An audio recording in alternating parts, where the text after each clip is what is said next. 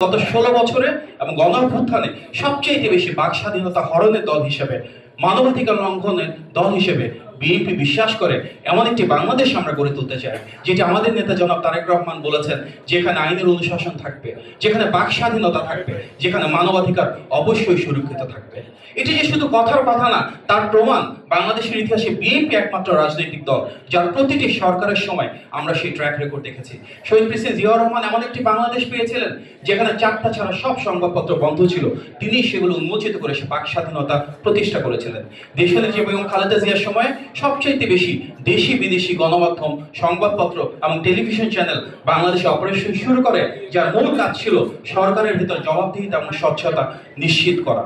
আমরা যদি দেখি গত বিএনপি সময়ে 2001 থেকে 2006 সালে যখন দেশনেত্রী বেগম খালেদা জিয়া প্রধানমন্ত্রী ছিলেন, আমরা খবরের কাগজ খুললেই দেখতাম একটার পর একটা কার্টুন, একটার পর একটা নিউজ, যার পর প্রত্যেকটা তৎকালীন সরকারের বিরুদ্ধে ছিল, আমাদের নেতা জনাব তারেক রহমানের বিরুদ্ধে ছিল। এমন যে অভিযোগ গত প্রায় 24 বছর ধরে করা হয়েছে, যার শুরু হয়েছিল বিএনপি রাষ্ট্র ক্ষমতায় থাকলে, সে অভিযোগ, সে অপপ্রচারের একটাও কেউ প্রমাণ করতে পারেনি, কেউ একটাও প্রমাণও করতে পারবে না, কারণ তার প্রত্যেকটাই ছিল গভীর ষড়যন্ত্র, যা শুরু হয়েছিল বিএনপি রাষ্ট্র পরিচালনায় দায়িত্বে থাকার সময় থেকে। সুতরাং বিএনপি সারি রাজনৈতিক দল যেটা সবসময় বাক স্বাধীনতায় বিশ্বাস করে, সমালোচনার অধিকার দেয়। আর তাই ইনশাল্লাহ সামনেও যে বাংলাদেশ আমরা পাবো, ইনশাল্লাহ জনগণের ভোটে নির্বাচিত সেই বিএনপি সরকারের 31 দফার আলোকে এমন একটি বাংলাদেশ আমরা গড়ে তুলবো, যেটা আমাদের নেতা জনাব তারেক রহমান বলেছেন, যেখানে ঐক্য থাকবে, সহাবস্থান থাকবে, সম্মানবোধ থাকবে, যার ভিত্তি হবে সবার আগে বাংলাদেশ, যেখানে প্রত্যেকটা ব্যক্তির রাষ্ট্রের যারা শীর্ষ পর্যায়ে রয়েছেন,